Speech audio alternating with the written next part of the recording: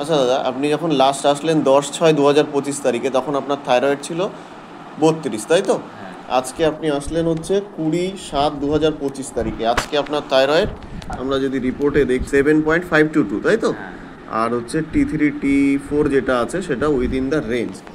তো আপনার শরীরে যে সমস্যাগুলোর পাশাপাশি বোধ হতো, সেগুলোতে কি অবস্থা এখন? এখন সব কিছু নর্মাল এসে গেছে। অনেকটা ভালো লাগছে। আপনার একটা অ্যালার্জি সমস্যা ছিল, সেটাও এখন অনেকটা ইমপ্রুভ হয়ে গেছে, তাই না? মাঝে একদিন দেখা দিয়েছে। হ্যাঁ। ঠিক আছে। নমস্কার, ওয়েলকাম টু হাজরা হোমিওপ্যাথ। আজকে একটা হোমিওপ্যাথির মিরাক্কেল ঘটনা, আরও একটা, সেটাই দেখাবো। তো এই ভদ্রলোক আমার কাছে এসেছিলেন 16/1/2025 তারিখে। প্রথম উনি আসেন। ওনার মেইন কমপ্লেন ছিল ওনার একটা অ্যালার্জিক রাইনাইটিসের সমস্যা ছিল। এর পাশাপাশি ওনার থাইরয়েড অনেকটা উপরে ছিল। ওনার থাইরয়েড ছিল 20। আর মেইন কমপ্লেন ছিল হচ্ছে অ্যালার্জিক রাইনাইটিস, অ্যালার্জির একটা সমস্যা। ধুলো ধোয়াতে গেলে হাঁচি কাশি হওয়া, মাঝে মাঝে কোনো কোনো খাবার খেলেও ওনার গায়ে অ্যালার্জি হয়ে যেত, এরকম সমস্যা ছিল। তো অ্যাকর্ডিং টু দ্য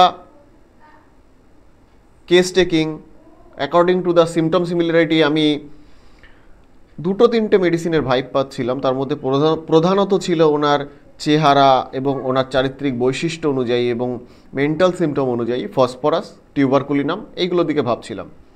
অতঃপর আমি 16/1/2025 তারিখে মেডিসিন প্রেসক্রাইব করি, ফসফরাস 0/123। পরবর্তীতে উনি আবার আসেন 21/4/2025 তারিখে। আমি আরও হায়ার হাইপোটেন্সি প্রেসক্রাইব করি, কিন্তু ওনার অ্যালার্জি সমস্যায় তেমন কোনো পরিবর্তন আসে না। যেহেতু ওনার ওই থাইরয়েডের রিপোর্টটাও 2024 সালের দিকে করা ছিল, আমার কাছে আসার বেশ কয়েক মাস আগে করা ছিল, তার জন্য আমি ওনাকে আবার একবার থাইরয়েড টেস্ট করাতে দিই। সচরাচর আমি দিই না। অতঃপর পেশেন্ট আসেন 10/6/2025 তারিখে। ওনার TSH 32, T3 T4 নিচের দিকে। অতঃপর আমি আবার রিকেস্টেকিং করি যে ওনার থাইরয়েডের সমস্যা তো আছে, বরাবর ছিল, সেটা আরও বেড়ে চলেছে TSH লেভেল। তো রিকেস্টেকিং করি, তো তখনও আমার মেডিসিন আসে ফসফরাস, টিউবারকুলিনাম। কিন্তু কোথাও গিয়ে আমার খুব খটোমটো লাগছিল।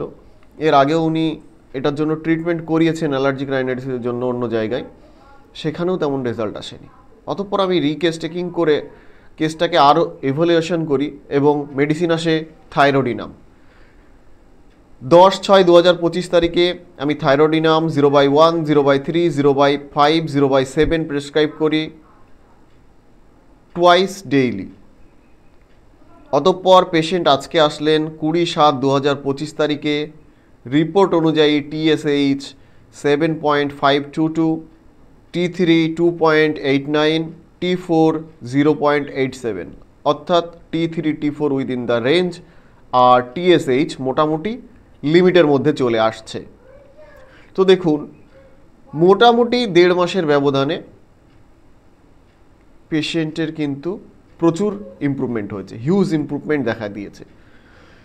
তো কোথাও গিয়ে সিমটম সিমিলারিটি অনুযায়ী কনস্টিটিউশনাল মেডিসিন ফসফরাস হলেও আমাদের ইন্টারকারেন্ট রেমেডি থাইরোডিনামের প্রয়োজন ছিল। তো আমি এলএমপোটেন্সিতে চালাই, এলএমপোটেন্সিতে হ্যাপকো তৈরি করে না, তো আমি HPL এর ব্যবহার করেছিলাম।